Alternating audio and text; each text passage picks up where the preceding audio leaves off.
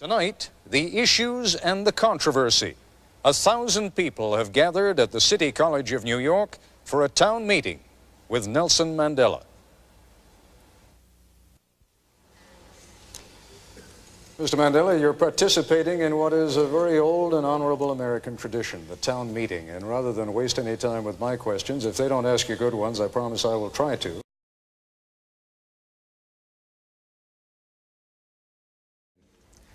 Those of us who share your struggle for human rights and against apartheid have been somewhat disappointed by the models of human rights that you have held up since being released in jail. You've met over the last 6 months 3 times with Yasser Arafat. Are these your models of leaders of human rights? And if so, would you want a Gaddafi or an Arafat or a Castro to be a future president of South Africa?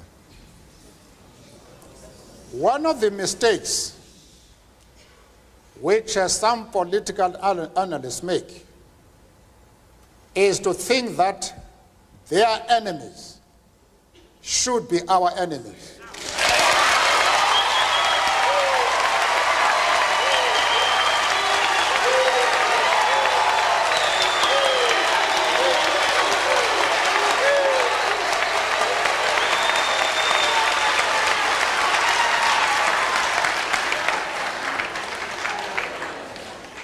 Our attitude towards any country is determined by the attitude of that country to our struggle.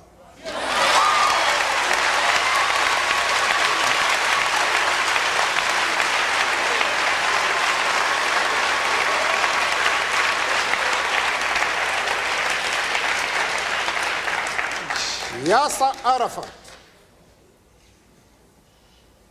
Colonel Gaddafi, Fidel Castro support our struggle to the hilt.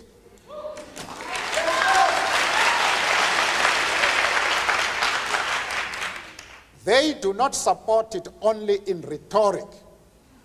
They are placing resources at our disposal for us to win the struggle.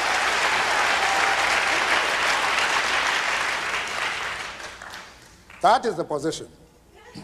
Mr. Mandela, as I mentioned to you before the program, we also have some distinguished guests sitting behind us, one of whom, Mr. Henry Sigmund, together with 2 other Jewish leaders, came to Geneva to visit with you precisely because they were so concerned not only by the kind of thing that you just said before the break with regard to Yasser Arafat, with regard to Libya's Colonel Gaddafi, but also because of the support that you seemed at different times to give to the PLO. I would like to ask Mr. Sigmund to stand now for a moment and pose whatever question he would like directly to you. Mr. Sigmund? I think I would be dishonest if I did not express profound disappointment with the answer that Mr. Mandela gave to the previous question, because it suggests a certain degree of amorality. As far as Yasser Arafat is concerned, I explained to Mr. Sigmund that we identify with the PLO because just like ourselves, they are fighting for the right of self-determination.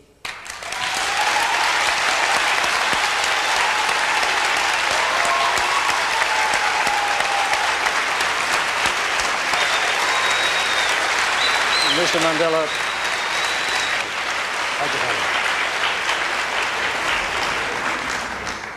we have ripped through the first part of this broadcast extraordinarily quickly. There are still a number of issues that we have to take up with Mr. Mandela, not the least of them being sanctions by the United States against South Africa.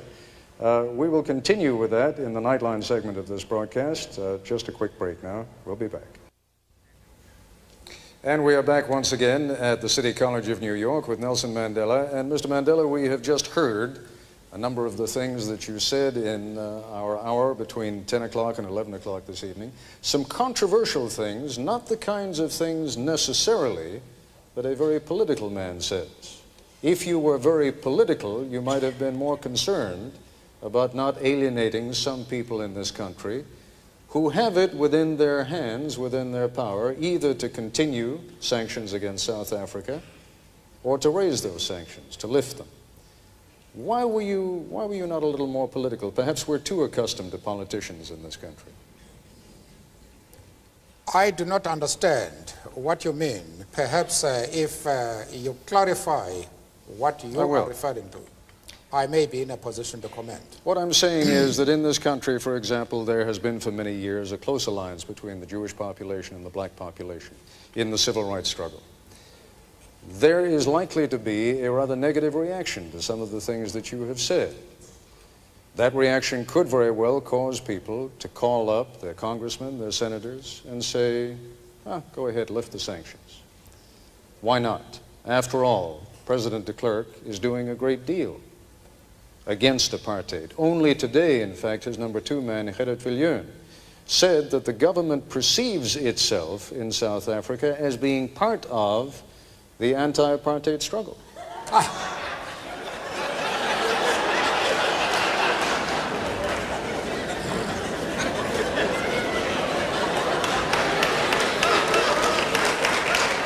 As far as the Jewish question to begin with, I have had discussions at my own initiative with prominent Jewish leaders to straighten out this affair. Amongst the people I saw was Mrs. Helen Suzman, who has been an MP in our country for more than 30 years. There was Mr. Mazens, who has been a judge in Lesotho, Botswana, and the old Rhodesia. There was the chief rabbi of Johannesburg. There was Professor Katz from the University of Witwatersrand, and an eminent community leader in South Africa. We discussed this question and all misunderstanding was clear, the question of Yasser Arafat and the PLO. I have also discussed the question with the Jewish leaders in the USA and very top people like Mr. Sigmund. We reached an agreement on this question and we saw eye to eye. Now, I don't know where your concern arises. The Jewish leaders themselves are able to determine their own affairs. Nobody else is entitled to say that the Jewish leaders are going to be concerned about your stand. Because I have had the discussions with them, and those discussions will reach consensus. But there are matters, of course, in which we did not agree. But the position which we take as the ANC, I thought we were able to explain it in such a way that it removed the concern of the Jewish community. Let's broaden it out. I am still prepared to do that even in this talk. If the Jewish leader have any doubts about our stand, I am prepared to address them and to allay their concern, because they are a very important community both in South Africa and, of course, in the States. And I'm prepared to iron out any differences that might exist. But they must know what our stand is. Arafat is a comrade in arms, and we treat him as such. We have many Jews, members of the Jewish community in our struggle, and they have occupied very top positions. But that does not mean to say that the enemies of Israel are our enemies. We refuse to take that position.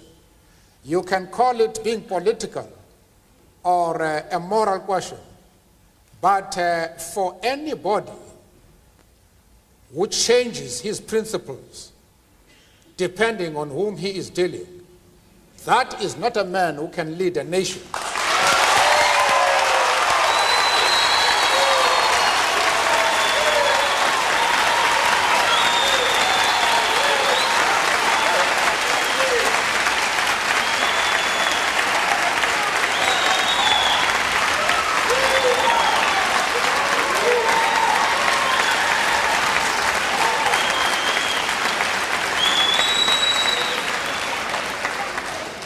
Apparently,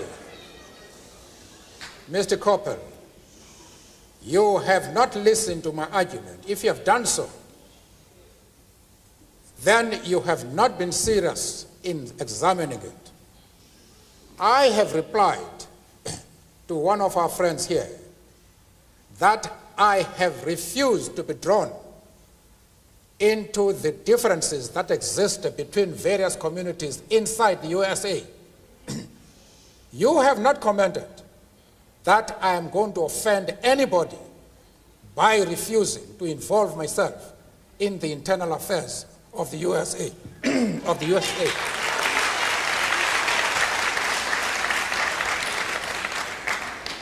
Why are you so keen that I should involve myself in the internal affairs of Cuba and Libya?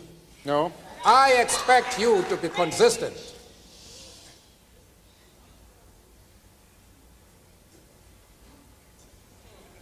I don't know if I have paralyzed you. No.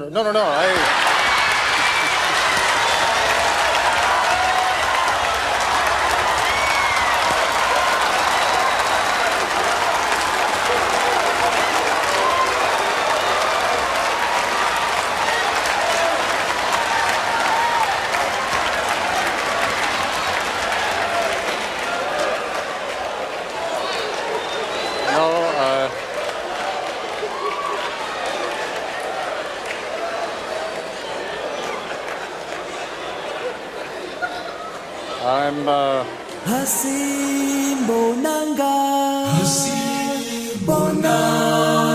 Mandela thina laphe khona laphe hleli